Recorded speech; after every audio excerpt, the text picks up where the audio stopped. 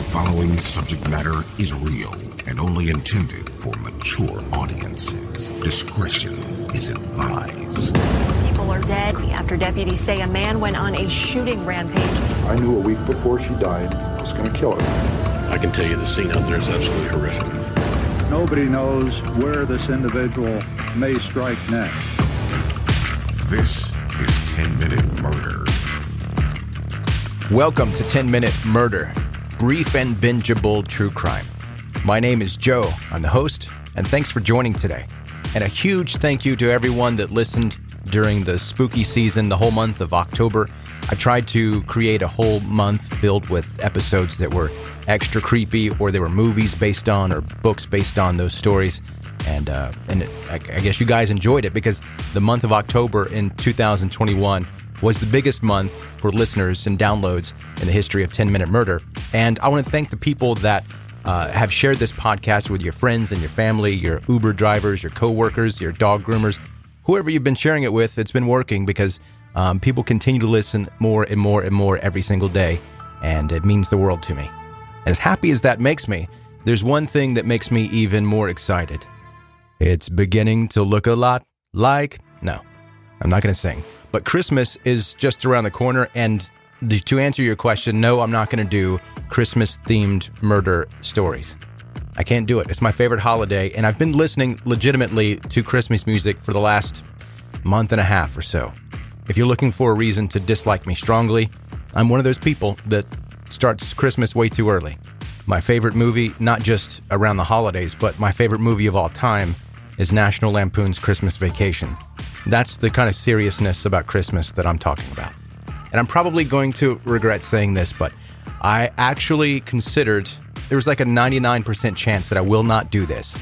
And before I even say it, I know my mom is going to make a face, but I considered doing an episode in December on the crucifixion of Jesus. Don't get mad. I mean, it's technically a murder, but I think it would be pretty interesting, but I don't want to make people upset about it. So I'm probably not going to do it. I still think it would be pretty good, though. And if you came to 10-Minute Murder today looking to get mad, I've got some good news for you. The story today is going to make you mad. And if you came not expecting to get angry, then bad news for you, you're going to. When you hear the details of the story of the death surrounding Kendrick Johnson, it should make you furious.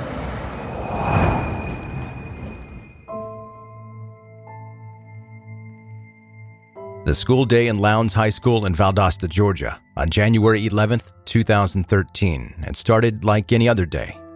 Classes were going on as usual, but there was someone missing. Just no one had noticed yet. At least no one else other than Jackie Johnson, a distressed mother who had come to the school to look for her 17-year-old son, Kendrick. It had all started the day before, when Kendrick had not returned home from school. At first, Jackie had not been too worried because she knew her son had plans to play basketball that evening. But her calls went unanswered and hours passed without any signs of Kendrick.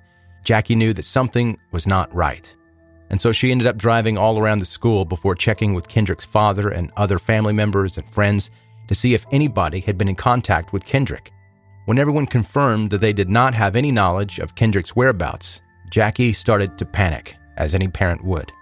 Finally, as the clock struck 12 that night and Kendrick was still not at home, Jackie filed a missing persons report.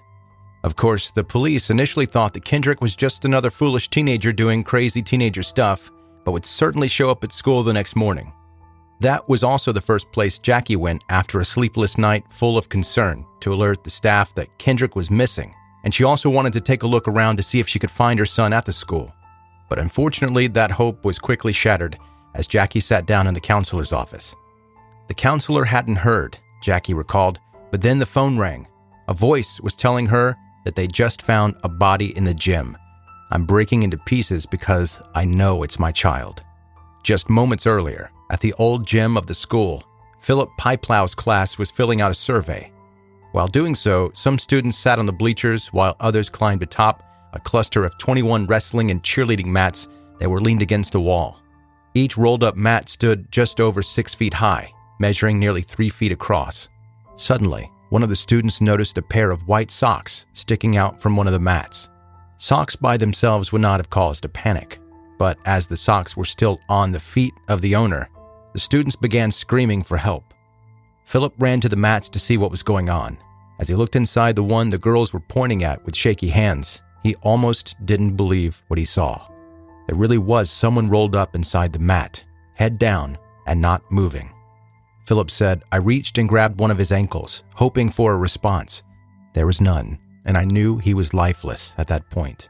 At that time, a student had dialed 911. Soon, law enforcement and medical personnel arrived at the scene, locking down the school. It didn't take long for police to identify the person inside the gym mat as 17-year-old Kendrick Johnson. His mother, Jackie, who was still sitting at the school, finally got the answer, in the most horrible way, why her son had not come home the night before. However, getting answers to what exactly happened to Kendrick turned out to be a much longer and more complicated process. Of course, the first thing the authorities did was to check the Lowndes High School dozens of security cameras watching over the hallways, entrances, and parking lots. There are 4 motion-activated cameras in the gym where Kendrick's body was found, yet we cannot see what happened. How surprising. Still, surveillance footage shows him entering the gym at about 1 p.m. and walking toward the far corner where the mats were stored. After that, we can only tell Kendrick did not leave and did not show up for his 4th period weight training class. According to investigators, it seemed like Kendrick was outside the range of the nearest camera's motion sensor, and so there was no footage of the events that took place at the gym mats. Without video evidence, authorities had to piece together the story of Kendrick's last moments based on interviews and the autopsy. Soon, they learned that many students, Kendrick included, hid or kept their shoes inside the gym mats. This way, they didn't have to rent a school locker. One student also said that he and Kendrick shared a pair of Adidas shoes and that after class, they would leave them inside the mats for one another. And you can only wonder why anyone would want to toss a pair of gym shoes inside of a 6-feet-high mat.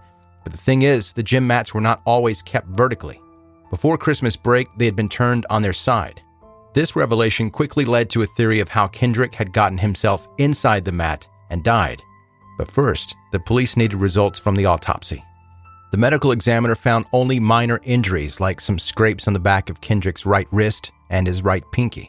She determined that the young man died accidentally from positional asphyxia, which means Kendrick's body was stuck in a position that he could not breathe. Afterward, Lowndes County investigators were confident to rule the case as an accidental death. Their hypothesis was as follows. As Kendrick would have had weight training class on the day of his death, he would have needed his gym shoes. So, as we can see on the CCTV footage, he enters the gym and walks towards the mats where he kept the shoes. But this time, the mats were upright, and so Kendrick had to get on top of them to reach down, causing him to fall into the mat, not being able to move anymore. It's unclear how long Kendrick could have survived in such a place, but according to this theory, he likely passed out soon. When a human being is put upside down, organs put extra weight on your lungs, making it difficult to breathe, and your heart has a hard time doing its job. Eventually, blood rushing to your head can cause a blood vessel to rupture or trigger a brain hemorrhage. So as humans, we're definitely not meant to hang upside down for a long period of time. And I'm not trying to mansplain basic human function to you, but I'm sure there are people in this world that have never hung upside down on a jungle gym to know that all the blood rushes to your head and it kind of makes you go dizzy. And that's just from a short time. Finally, the last piece of evidence to support the sheriff's department's theory was the fact that Kendrick did have one of his arms stretched above his head and the other down his waist, giving the impression like he was reaching for something. It all really sounded like a freak accident. As the sheriff's lieutenant said, "We never had credible information that indicated this was anything other than an accident." And that could have been it, case solved. But as you can guess, Kendrick's family did not buy it. First of all, there was the question of why on earth the young man, who was 5 foot 10 inches tall, would have tried to reach all the way down into a mat that was 6 feet tall. Why didn't he ask for help or turn it on his side if he really needed his shoes from the inside? Second, the rolled up mat measured 14.5 inches across, while Kendrick's shoulders measured 19 inches. And so his parents don't believe he could have fit into the opening and slid down. There's also the possibility that even though Kendrick would have fallen into the mat, he would not have passed out for a pretty good while. Which raises the question of why Kendrick didn't scream for help. And if he did, why none of the students who came to the gym heard his voice. Also, one big problem was the shoes. The whole Georgia Bureau of Investigation's theory was based on the assumption Kendrick was trying to pick up his gym shoes when he accidentally fell in. And yes, there was indeed a black and white shoe under Kendrick's head, but it was standing on a pool of blood, without being bloody itself. And how is it possible that there was another pair of shoes inside the mat next to Kendrick's knees, like they were placed there after him? All these weird details led to Kendrick's parents requesting another autopsy. This time, the findings were very different. On June 15, 2013, Dr. William Anderson reported signs of blunt force trauma, like hemorrhaging beneath the skin of Kendrick's jaw and neck.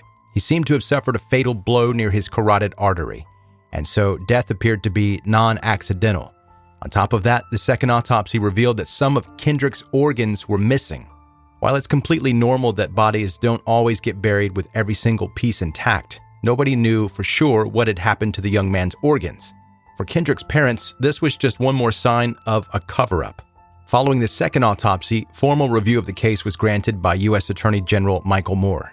The intention was that a coroner's inquest would be granted, which would allow Kendrick's death to be reclassified as non-accidental, and therefore reopen the case. But unfortunately, the request was denied. Yet the Johnsons kept fighting. In 2014, Kendrick's parents filed a wrongful death suit against Lowndes County Board of Education, its superintendent, and the principal of Lowndes High School, alleging that their son had been harassed by a white student, which was not addressed by the school. Then in 2015, a $100 million lawsuit was filed by the Johnsons against 38 people, including 3 classmates of Kendrick's, Lowndes County High School, the crime lab, 5 GBI agents, an FBI agent, state officials, and federal officials. The basic idea was that the FBI covered up a murder done by one of the agent's son, Kendrick's schoolmate. However, the suit was quickly dropped due to the lack of evidence. In June 2016, authorities thought the case was finally closed as the Department of Justice announced no charges would be filed against anyone concerning Kendrick Johnson's death. But of course, that was not the case. The Johnsons were not giving up. In June 2018, Kendrick's body was exhumed for a second time, and a third autopsy was performed only to confirm the findings of the second autopsy. But this time, things began to happen. The sheriff's office could no longer ignore all unexplained details of the case and autopsy reports. And so, after 8 long years, in March of 2021, authorities reopened their investigation into Kendrick Johnson's death. The sheriff himself made a promise. This is going to be treated like a brand new case.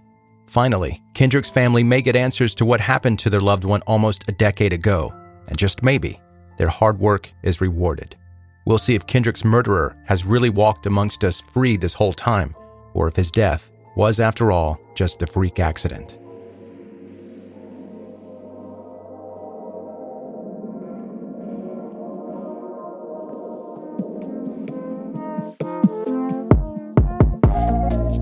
That's 10-Minute Murder for today.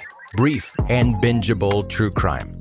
Thanks for tuning in today, and if you are brand new to this podcast, make sure you're subscribed wherever you're listening right now. Click subscribe and you won't miss any episodes in the future. On Facebook and Instagram, make sure you connect with 10-Minute Murder, and that's where I post visuals that go along with the episodes. It's never anything graphic or gory, but it gives you a look at the faces and places that we're talking about here on 10-Minute Murder. Links for that are in the show notes of this episode, or you can just type 10-Minute Murder into Facebook or Instagram or Twitter, and it'll pop right up. Thanks for listening to 10-Minute Murder. Stay safe, and good night.